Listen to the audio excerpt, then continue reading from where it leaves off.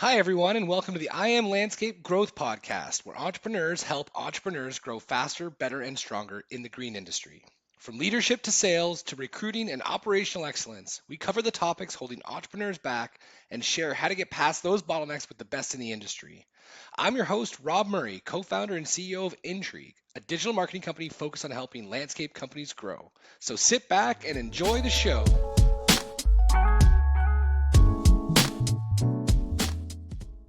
Hi, everybody. Welcome back to another episode of the I Am Landscape Growth Podcast. I have an awesome and amazing guest with a really cool perspective on the industry, Scott Krams, Executive Director of the Illinois Landscape and Contractors Association. Scott, thank you so much for being a part of this.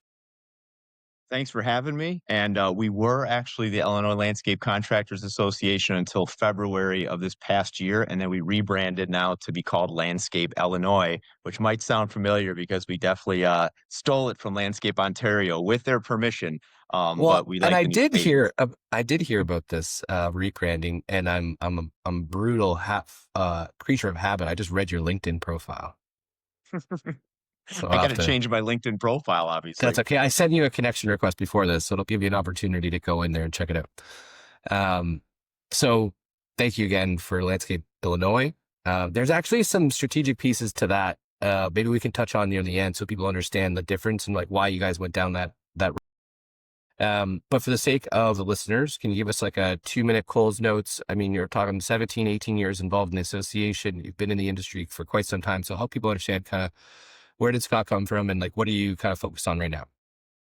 Sure. Real brief summary of my career. I have been with Landscape Illinois / Illinois Landscape Contractors Association since June of 2008. Prior to that, I was actually with a national organization. I have a trade association background, so a national organization for people that did computer mapping, GIS systems, remote sensing, things like that. And prior to that, I did legislative affairs for the Illinois Road and Transportation Builders Association. So that's really what I wanted to get back to was that state organization that, especially within the construction trade within Illinois. And so when the opportunity came up with the aforementioned Illinois Landscape Contractors Association as executive director, I interviewed, got the job, and I've been there ever since. I love it. Amazing. And so like help people understand like what does that even mean to be the executive director of a state landscape association? Like what do you kind of dabble in and like what's kind of like one of your core focuses? I know you guys just did the 3-year strategic planning, so we don't need to get into like, tell everybody about what's about to happen. But what do you kind of dabble in and where's your core focus? Sure. I love trade association management. I think it's really interesting to see an industry and committed volunteers come together with paid staff, and sort of chart a strategic direction for an organization to just really try to sort of raise all boats. And by starting with just landscape contractors, and of course, a lot of our members were also then suppliers to the industry. A lot of our work was on training and education for landscape professionals. And then we, of course, do a lot of legislative affairs, a lot of regulatory issues. We're very active in Springfield. The interesting dynamic we have in the United States versus like Canada is that we're all individual organizations. We work closely with our national partners, like American Hort and NALP, but for the most part, we're all kind of our own fiefdom. And so that for that reason, it's really kind of up to us what we do every year. And we have both full-time staff members outside the Chicagoland area, as well as a remote staff member who works out in Springfield. And we just try to bring value to landscape professionals in every corner of the state. And yeah, we're realizing quickly with the rebrand and with trying to reach out to more of our statewide markets that it's a big state. Right. Okay, cool. So, as being an executive director in, I would say one of the most engaged associations in the States, like we've had an opportunity to come to some of your events and talk to members, and people are, speak very highly of their experience there. You have a pretty unique perspective of the industry, knowing all these different members, being there for such a 10-year ups and downs that come along with it. What do you see in terms of like the theme of this show of like what's the primary growth constraint holding entrepreneurs back in the green industry today? It's a great question. I would have said for 15 of my 17 years, probably it was labor. It was frontline labor and not being able to find enough people at the lowest levels to actually do the technical work needed for landscape companies. That has since shifted, I think, during COVID, for a couple of reasons. One is that just we've had rampant runaway demand. I think that's been felt all across North America, really. And then the second piece is that I think that COVID drove salaries up, it drove overtime up. And so it sort of flushed a lot of people who had left the landscape industry at the labor level or the crew leader level back into the industry because we were paying more. And so, labor just used to always be that constraint. Now I feel like it's a little bit of a shift.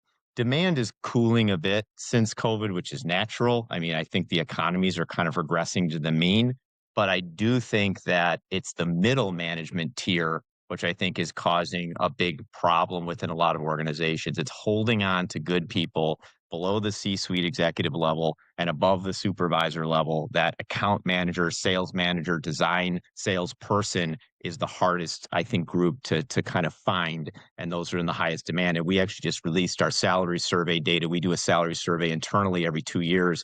Those were the biggest spikes we saw in salaries. We're at that middle management tier. We're talking about 14 to 15, all the way up to 20% increases over that 2 year span, where we had seen those increases at the frontline labor level before. And all in an effort at some level to keep these people or get them in the door because they're hard Yep. to find. So then, Yeah. go for it. No, I was just gonna add one more thing to that, and I would say too, private equity and how much it's come into the landscape space over the course of the past 3 or 4 years, that I think has been infusing a lot of additional capital into our industry and pulling middle managers out of maybe, an independently owned landscape company into now a larger private equity-owned group. So that I think there's more money within the middle management tier sector for salaries, but it also is creating high demand, and pulling people. So you see a lot of portability among the manager class. Right. So they're going from one place to the next for maybe a better opportunity, maybe more money or whatever it might be, career development. So it's interesting you bring this up, right? Because this is not necessarily a common topic of like, recruiting and retaining specifically middle management. We've definitely heard people talk about the idea of like people in general, or the idea of recruitment and training and retention in general. But like, I love how you've really focused in on this, I would say like, trend that's happening right now. Um, from your experience and being able to work with all these different members, if we were to like kind of polarize some stories without having to name names, or if you want to, feel free. But like, is there a couple of examples where you see people doing a really good job, and like, what is it that they're doing to make it more attractive to get these types of folks not only in but staying in the organization? Yeah, I mean, you sometimes have to even take a step back and just look at the overall demographics of who's gonna be in the middle management tier. It's typically gonna be younger professionals, or it's gonna be professionals maybe between 35 and 50, and all the way, of course, all the way down to 25. And so those levels of professionals are very overtaxed in their personal lives, so they're looking for flexibility, they're looking for work at home opportunities, they're looking for more robust benefits on top of course, salaries. So I think it's really working with the middle manager class to just determine what suite of benefits, along with potentially increases in salary, are going to be enough to hold on to them. I think, though, another issue we see, and we hear it all the time, is burnout within that class. Being an account manager for especially like a homeowner association, a landscape company that does homeowners associations or commercial properties, it's stressful. You're dealing with a lot of upset people all the time. You're dealing with, I would say, a relatively disloyal customer base. And also, a lot of evening hours. You got to go to meetings. You got to meet with property owners. You're getting screamed at by residents because they back to skid steer over their bushes. I think a lot of that burnout happens around like this August, September timeframe, in the industry. And again, middle managers, it's portability. If they're not happy, they're gonna go somewhere else, where you don't always see that in the upper levels of management in a lot of these companies.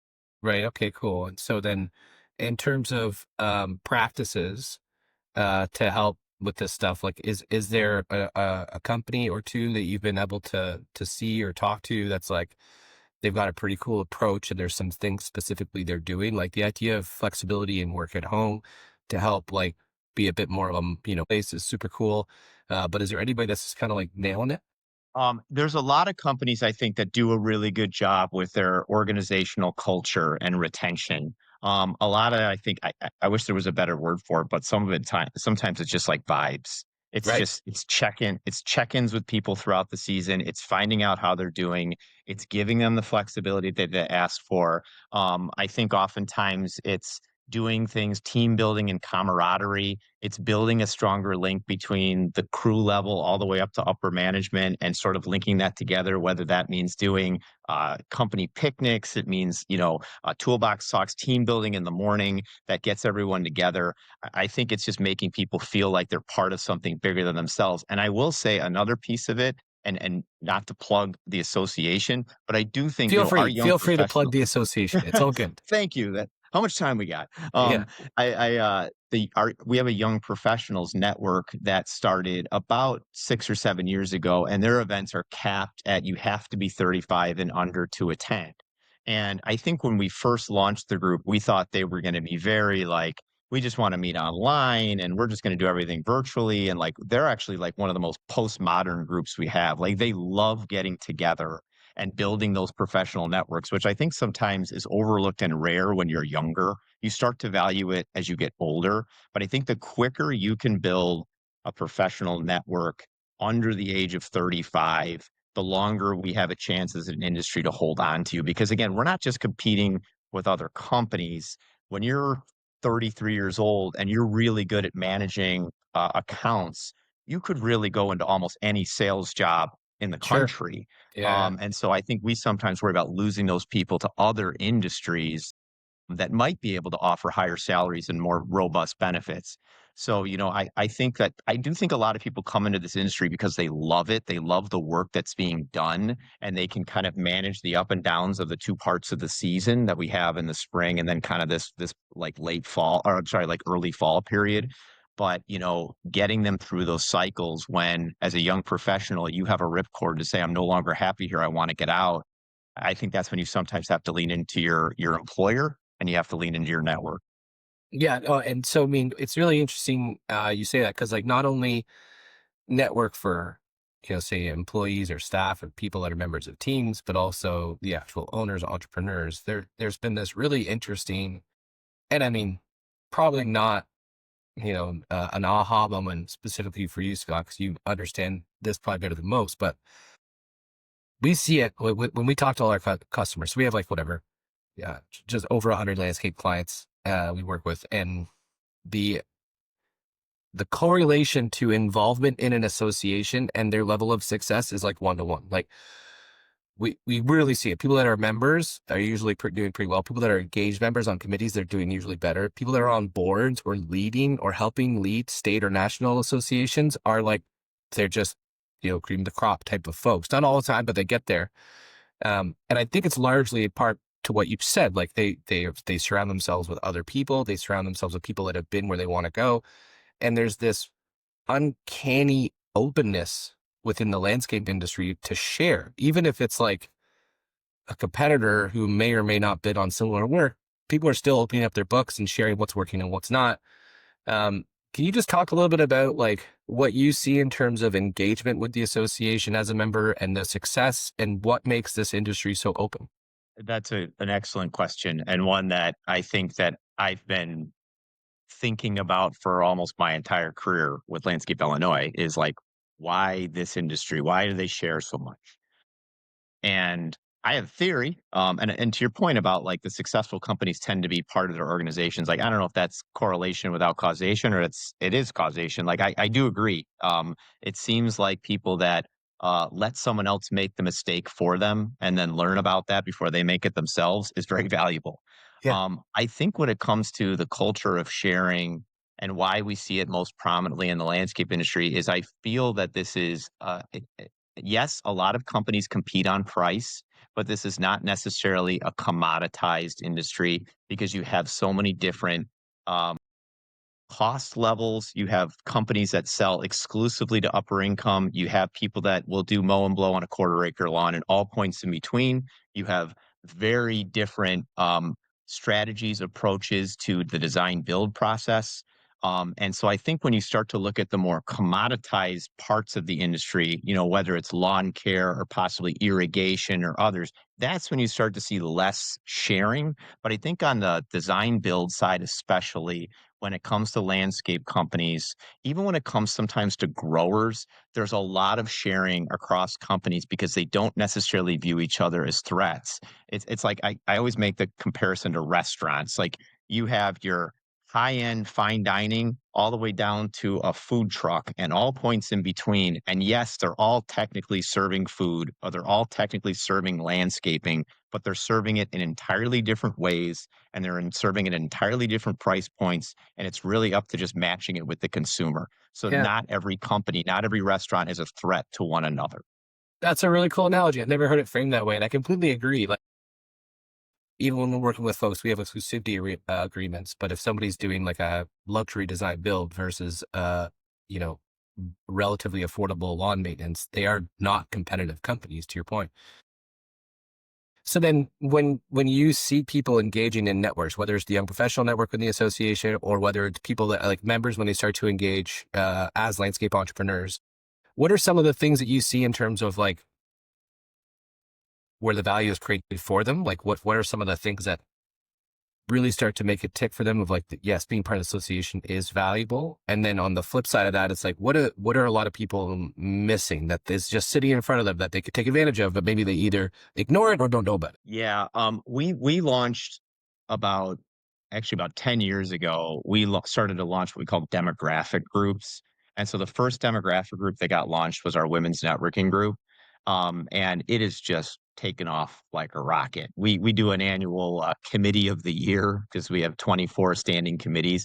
They they get nominated all the time. They've won it twice. It's like the big like best picture for Landscape Illinois committee. So they get all excited and we do a big thing at our annual party every year.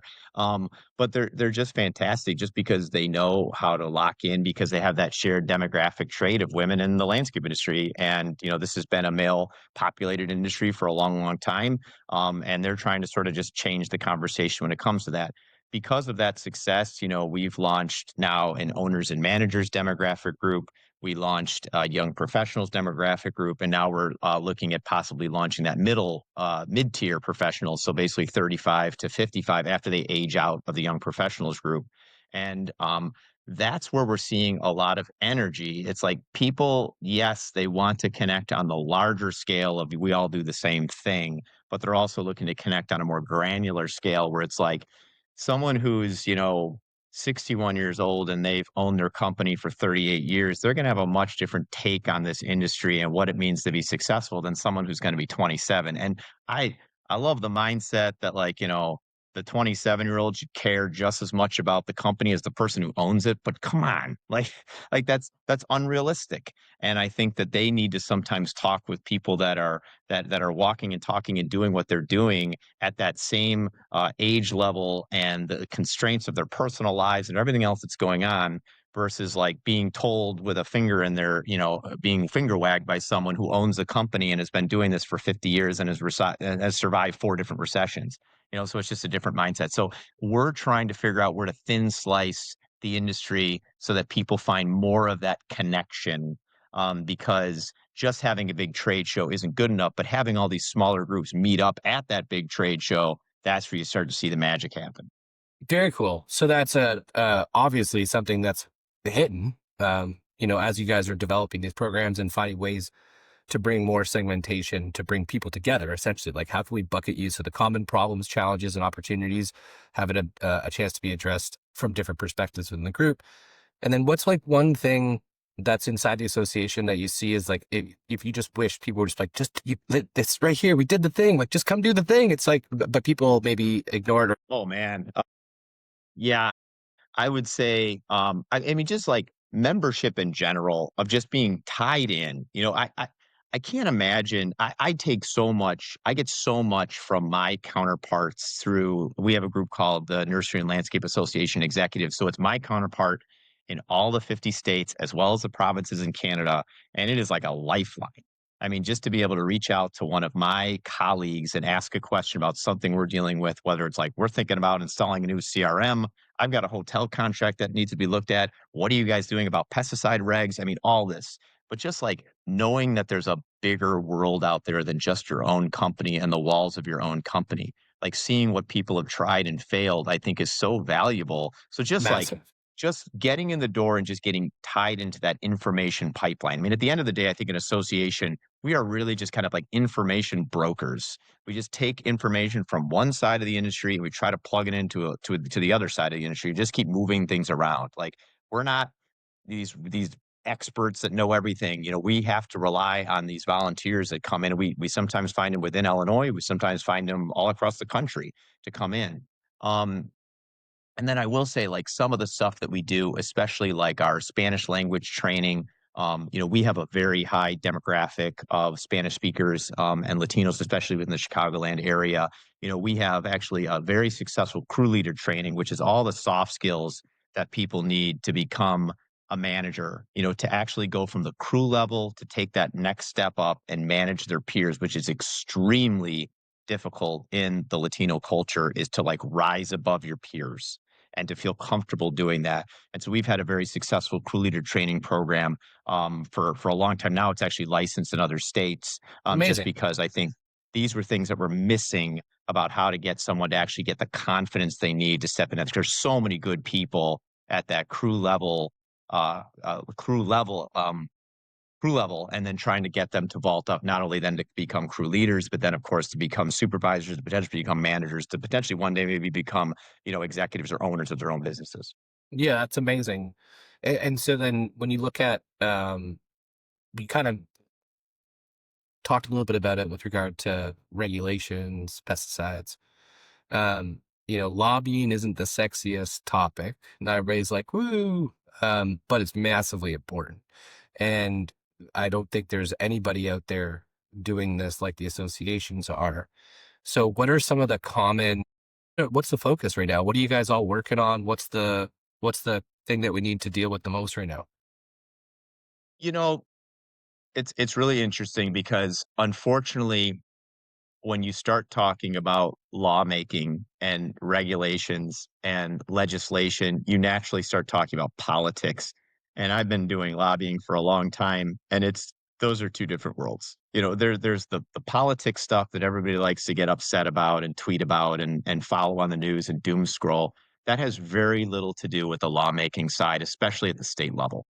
And so, you know, I actually prefer state politics over federal politics because in Washington, it seems like stuff is happening all the time and nothing is really happening. I mean, they pass 2 to 3 major bills a year, and that's about it. And I mean, it's either going to be some type of omnibus bill, a debt ceiling bill. You know, they don't even pass a farm bill. Like it's so hard to move legislation because of political gridlock. But at the state level, stuff is happening all the time. And if we don't have a lobbyist, I'm a lobbyist. We also have a contracted lobbyist. We also have an employee that works out of Springfield. If we're not stepping up for this industry, nobody is. We're going to Yeah, get absolutely rolled. I would say the biggest issue, the one we see the most amount of legislation proposed every year, is always going to be on the lawn care side, the pesticide side. And so thankfully, Illinois is still an agricultural state. So we do have like a cooler temperature when it comes to talking about these things. A lot of those bills get assigned to more favorable committees than, for example, environmental committees. But if we're not active, yeah, it would be really rough. The soft spot for us, though, and something we're seeing more and more about is ordinance level. Local government now passing bills that are very unfavorable to our industry. We just don't have the framework in place as an organization to lobby effectively in 7,000 Illinois cities. And that's a very difficult environment. So like almost sometimes, and also we're not very respected when you go to the municipal level. So if someone's thinking about passing a gas powered leaf blower ban, they don't want to hear from the trade association. They want to hear from constituents. They want to hear from people who live or work in the city. They don't even want to hear from companies that just do work in the city if their base of operations isn't in the city. And so that's become a very challenging regulatory environment for us. But I would say the state level, and the one thing that we've done more than investing in legislator relationships is actually investing in our relationships with the agencies. So the Department of Natural Resources, the Department of Agriculture, the Department of Public Health, the agencies that regulate our industry, they typically have staff and leadership who understands our industry better than a lawmaker in Springfield. And I feel like we've leveraged those relationships more to work on the rules side of legislation versus just like spreading money around Springfield and trying to, go to different golf outings and shake hands. Right. That's cool.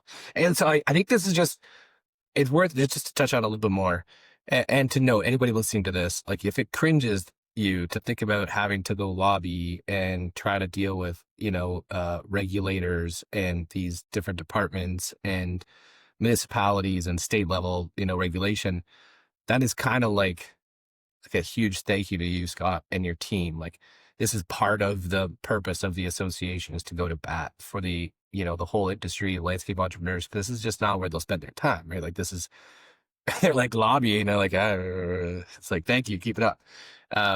But I often find it's kind of like veiled, like people don't quite understand what's involved and like what's a priority. So if you were to take a minute just to share, like, what is the type of change or lack thereof you guys are looking to create over the next year or so? What is it that's being worked on? Oh yeah. I mean, so we have a regulatory and legislative committee that meets every single Monday for a 30-minute phone call during the legislative season, which takes about 4 to 5 months. And so every Monday we all jump on a call. We look at the bills that are coming up for a hearing that week in Springfield, and we just decide what our positions are, how we're going to develop talking points, what information we're giving to our lobbyists. So like it's a lot of work. And I totally agree with what you're saying. Your average rank and file member is like, go get them. Yeah. And they don't. So and I will say there's no, sometimes people don't understand the near misses. It's like you only think of the impact. So when something comes and smashes into the industry and changes everything, it's like, well, either why didn't you do something about that? But like there are probably 3 dozen near impacts every single legislative session that we're able to eventually get stopped. Right. And yeah, and so it's like we just kind of like steer it away, or it doesn't make it finally into law. And, I always ask people like, how many bills do you think are proposed every year in Springfield? And they're like, oh, I don't know, 500. It's like there's sometimes 6 to 7 thousand bills that are proposed every year. Jesus. And we have to read through every single one of those, and we have to find out what the threat level is. And we have to, the ones that are, some of course never make it off the starting line, but there's a lot that get really, really far down the road. And we have to be very pragmatic. And we're not bomb throwers. We don't come in there with just this like partisan bent. We have to like, we know the stuff that's live ammo and we have to deal with it. And so we do a publication biweekly called The Political Landscape. And all it is like we just try to take everything that's going on and sum it up for the lives of a busy professional and put it into one email and be like, you don't have to follow everything. Just read this. Yeah, that's cool. Just read like these 5 paragraphs and you'll get a better understanding as to what's going on. And we try to do state, local, and federal. I don't think I've been doing this long enough to know that I can't make somebody care about politics or lawmaking or the regulatory process, but I'm hopeful that I can at least make people appreciate the work we do and be grateful when we do it, because it is a lot of effort. And it's not just me, it's a lot of really good people working on this to make sure that we're advocating for the industry, because if we're not doing it, nobody is. Nobody is. And that's kind of why I just wanted to give you the space a little bit to help people understand it and sign up for that publication for sure. And statewide, nationwide. However, you did say something that's kind of segued me into a quick topic before we kind of wrap up here. And so you think about all those bills and all the different, synthesis of information that you and your team need to do, that kind of clicks the light bulb. It's like, that sounds like a really good use case for AI to be able to like sift and like understand risk. And so like that kind of makes me under like, how do we, are you as an association starting to adopt? And then what are you doing to help folks in membership learn more about different use cases and how they can leverage this, revolution of technology? Yeah, I mean, it It's amazing how fast it's all happening in the AI space. And I mean, just 4 or 5 years ago, it was like we're just noodling around with ChatGPT to come up with like, give me a clever marketing slogan for this program. And now it's like taking entire sets of minutes, and it's taking, like, we use Perplexity a lot, which is a really good AI platform for deep dives into regulations, laws. So we can put in, normally if I wanted to like research like uh one call laws across the United States. I mean, that would take me hours of research. And now by like using Perplexity, it's like, give me the states that have favorable laws when it comes to white lining. It's all this, and it just spits it out and gives it all to me. And that's just saving us tons and tons of time. And so we as an association, we were like, we can't be the ones dragging butt on AI. Like, we've got to be the ones out there sort of like trying to show people how this can save them time. Because right now, as you know, you've worked alongside this industry long enough. Time is such a precious commodity in a seasonal industry. Oh yeah. And when you're in May and you got to spend 2 hours writing a watering plan that you could easily pull out of AI in 30 seconds, why aren't you doing it? Um, I think the threat we see, I think the threat contractors see is it going to take jobs? And of course, I think for the most part, is it going to take design jobs? But I don't think we're there yet.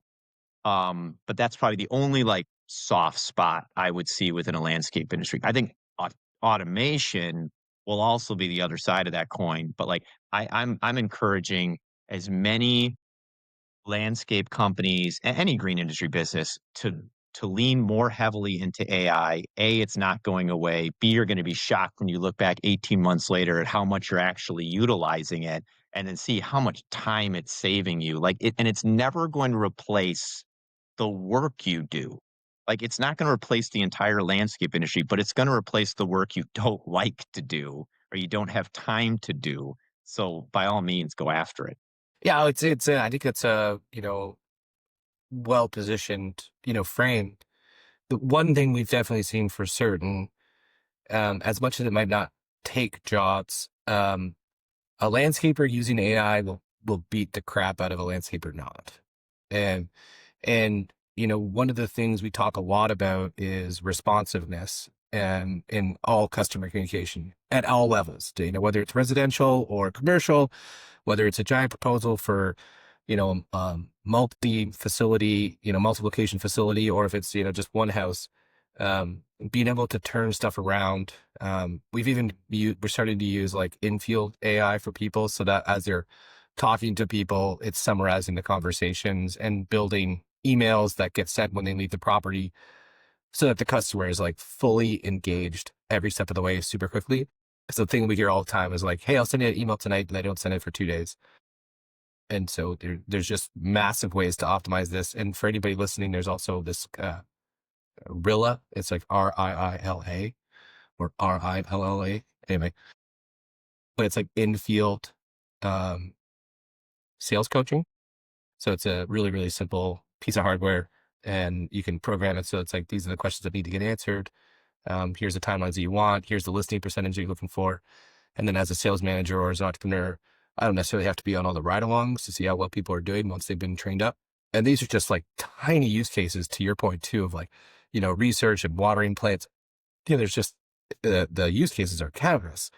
And, we're just seeing people's building their muscles around these use cases, and they become more and more every single day. But we don't get there unless we start using it. So I think what you said about like, just give it a dabble, whether it's Perplexity or ChatGPT, which I think personally are the two best tools to start using, can be really, really impactful. And if we don't, the gap's just going to get really big, and it's going to get really, really fast. So is there any opportunity for AI education with the association coming up, or? But yeah, I mean, we're already doing it at a number of our trade shows, and it's like trying to get people to like stop thinking this is like the future, like the far off future. Like, this isn't like putting men on Mars. Like, this is something that, like, it's a tool you should be utilizing right now. What you said about customer communication, I could not agree more. Even from a personal level, as a landscape consumer, having, a landscape maintenance firm and having design build projects done in the past, and also doing other construction around my home with other trades, the communication I think you get from sometimes other construction trades is just superior. And I love this industry, but I do think that's probably the weakest link is the communication with the client, with the customer, because everyone's very, very busy. And, they get to the end of a 12, 13-hour day in May, and they don't have time to send out that project timeline chart to the customer. They don't have time to update them or have the crew leader update the homeowner on what was done that day or what's going to be done tomorrow. And I think if you can utilize AI just to give that like little update to the consumer, it's gold. It And is. especially in a referral based business. And like I agree with you. If a company just sat down and said, we're just going to simply use AI for one purpose, and that purpose is going to be improve customer communication, they would get so much further down the road. The only thing I think that is probably potentially constraining the widespread adoption of AI is so many companies right now are implementing business management systems, whether that's like Aspire, Boston Tegra, LMN, et cetera. That I think is like all the technological bandwidth they have like right now. And they're trying to figure out like what they're either going to implement, they've implemented, how they're using the data. And then we're like, oh, we'll get to AI. AI's next. Um, but I think that's the only reason, just because we've seen just like that's almost become the biggest topic of conversation in the halls of all of our events is like, what business management system are you using? But I do think AI is hiding right behind that wall. Like once they plow through that, then there's going to be much more widespread AI adoption. But absolutely right now, like anything that someone can say, this is how we brought AI into our business, and this is how we used it to save time and money. You got Well, something there. and like, yeah, not only will these platforms bring AI into them, but even today, we're seeing opportunities for people to export data, summarize tables, put it in ChatGPT, and literally just say, give me the so what information from this table, and it spits out like relatively valuable conclusions of profitability per customer, per crew, whatever. But to your point, you can't get that unless you have that system in place. And that is a core focus, which is kind of like one of the things, just really leveling up the professionalism across the industry. We started working with landscapers, call it 2018, and I had no idea how young these market leaders are. Like Aspire and LMN haven't been these legacy systems that were invented in like the 90s. Like they came around the last, 12, 15 years. It's not a long time. So it makes sense that people are just coming around and getting it going because it's really interesting, actually. So we've done talks for landscape associations for years, maybe 7 years, something like that. And we always ask questions about, like, have you heard of Seth Godin or Simon Sinek or Jim Collins or John T. Maxwell? And, just really high level business folks. And when I first asked the question, it was crickets. And in this last, say, 6 to 8 months of, doing shows, it's like more than half. Like the professionalism of this industry is really ramping up, and it's just cool to see. So we're kind of running out of time, so I don't want to keep you forever, but I do want to ask a couple of questions. One is, what's one thing you want the world to know about, or at least the state of Illinois to know about when it comes to what's going on with the association? Yeah, now that we rebranded as Landscape Illinois, we represent every segment of the landscape industry. We were, as I mentioned before, primarily a contractor organization for many, many years. In the last 8 years, we've unified with organizations that represent lawn care, irrigation, sustainable landscaping, freelance landscape design, and then finally the big merger that we had just a few years ago, where we brought Kelly Schmidt, who used to be the executive director of the Illinois Green Industry Association, retail garden centers, statewide contractors, and nursery growers. So, like, we're everything now. And so, which is exciting. But then you also have to be everything, which means we have, a wider breadth of regulation we track. We have to have more programs. We have to have more statewide operations. But like it used to be like, well, you can either join us, you could join all these smaller organizations, you could join the Green Industry Association. Like now it's like you're either joining Landscape Illinois or you're choosing not to, and good luck to you.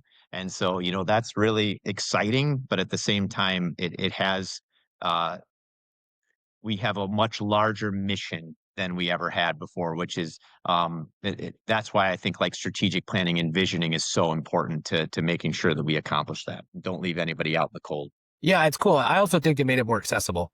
to be able to just have one association to go to, and that becomes like the hub of all information, all people, all network. I think it was a really, really smart play for you guys to bring that all together. Obviously, it'll come with its challenges and unintended consequences, which you'll all learn about. But then last thing, a resource that has given you some sort of inspiration or aha moment that you'd want to share with folks. I can hear it in your vocabulary. You're referencing a bunch of different lessons you've heard along the way.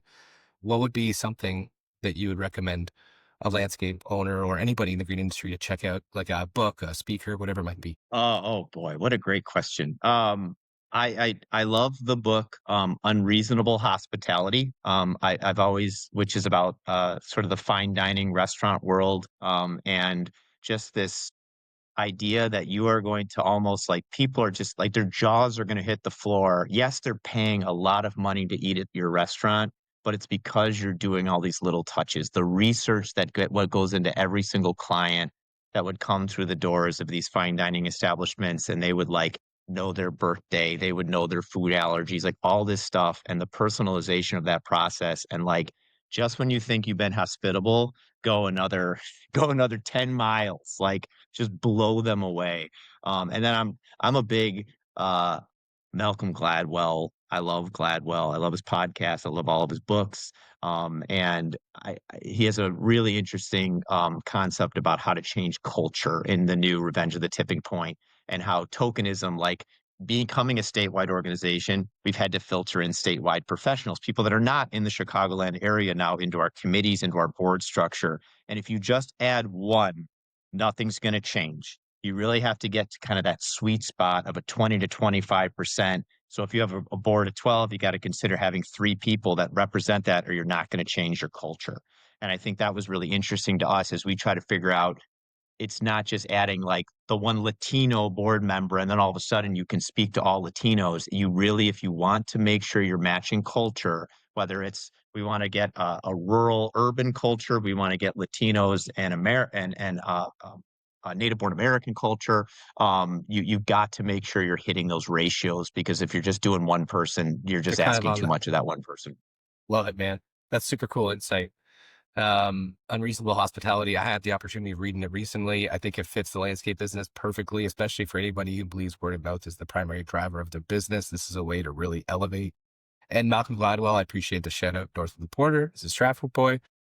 Also, just like a really engaging person to listen to. So yeah, his podcast is awesome. Thin slicing, I've heard you reference before too. He definitely has a really cool way of understanding the research and make it like, practical and usable. Again, Scott, thank you so much for doing this. If I want to become a member of Landscape Illinois, you go to landscapeillinois.org. If you're a creature of habit and you still go to ilca.net, we will redirect you to our new brand of landscapeillinois.org, and we'd love to have you. so thanks so much for doing this, and everybody for listening to another episode of the I Am Landscape Growth Podcast. Hey everybody, thanks for listening to the I Am Landscape Growth Podcast.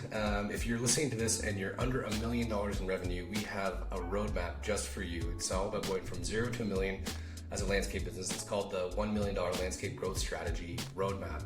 You can get it for free, absolutely no strings attached, at intreatmedia.com/roadmap.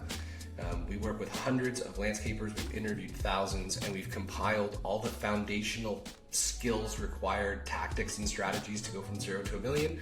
It's broken down into 5 simple principles that we've compiled from all the people that are the best in the industry, as well as sharing, stories from our own journey getting to $1 million at Intrigue. And so if you're interested and you want to check it out, intreatmedia.com/roadmap, and then you'll get the 0 to $1 million landscape growth strategy that'll help get you over $1 million. At the end of the day, getting to $1 million is kind of on your shoulders as an entrepreneur. We work with some people under $1 million, but for the most part, our clients are over $1 million in revenue. So we're trying to do whatever we can to help people get there. And then once you get there, if you're looking for some more help, we want to get to 5 or 10, then that's kind of where we come in. We can generate you a bunch of awesome leads. But until then, if you're trying to get over that $1 million hump, check out intreatmedia.com/roadmap. You can grab it, download it right now. It's completely free. Hope it helps.